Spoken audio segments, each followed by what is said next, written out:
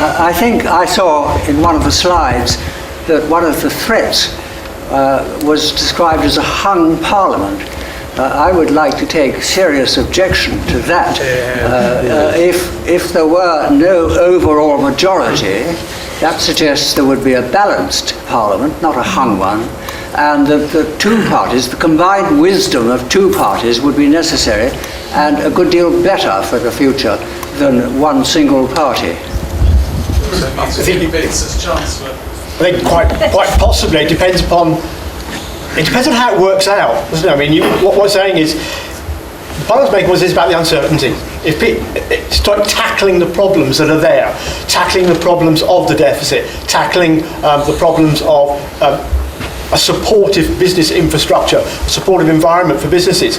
If the no overall majority leads to those decisions being delayed, being put off, then that's what I see is where the problem lies. It's not a case of who wins or who doesn't win. It's purely, I think, things need to be done, and the sooner they're actually underway, the better. And I think what business wants to see is things actually happening and knowing that there is progress being made, rather than sort of hanging back and sort of, another 6 months, another 6 months.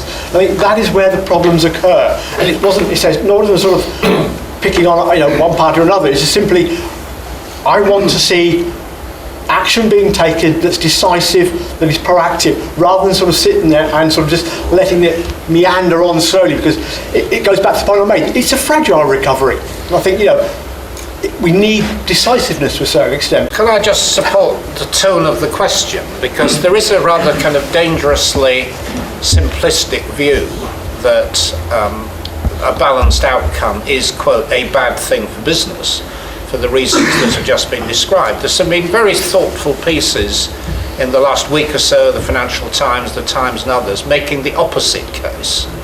That actually the worst possible outcome is if you get apparent stability, a quote strong government with a majority of 30 or 50, on the basis of 40% of the popular vote, 60% turnout, 1 in 4 adults.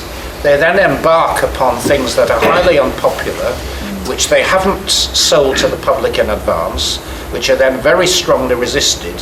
Some of us are old enough to remember the Heath government and all the problems that stem from that. And, the things that we need to tackle in this country are not just short-term fixes. You can get short-term fixes from anybody, but dealing with the budget problem is a 5 to 8 year project. Dealing with public sector pension reform is a major long-term project, dealing with long-term care. And you cannot do this with a party with a narrow base ploughing ahead on an ideological kind of trip.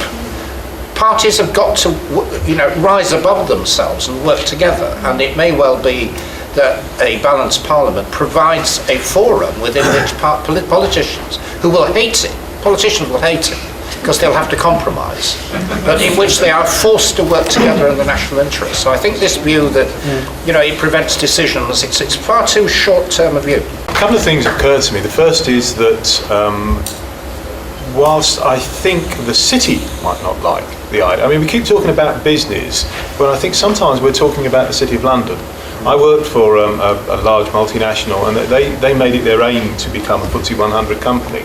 And actually they stopped being quite good at what they were doing, which was running all manner of small business under a bigger umbrella, because they became very keen about doing what the city wanted to hear, and confidence was something to do with the city. I live in a pretty disconnected world from the city. I know that the city's had problems.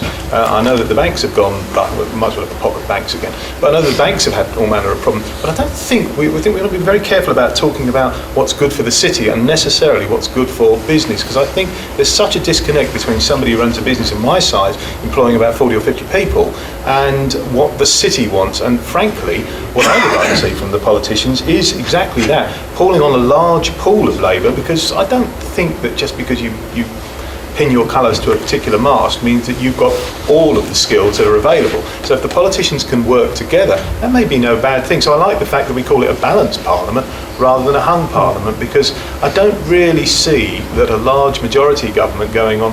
There are parts in my industry, transport, of the manifestos from all parties that I've heard, which I like bits of, and I really don't like other bits of, and I really don't want one party getting into control. Because let's face it, we've had two so far on a regular basis, and neither one of them has found the answer. So the idea of having both of them to compromise seems to me might be quite a good thing, provided, as I say, that part of that, and we hold all of them accountable, is to actually get a number of things done. And if they can do that by agreeing, that's surely got to be better for all of us, isn't it?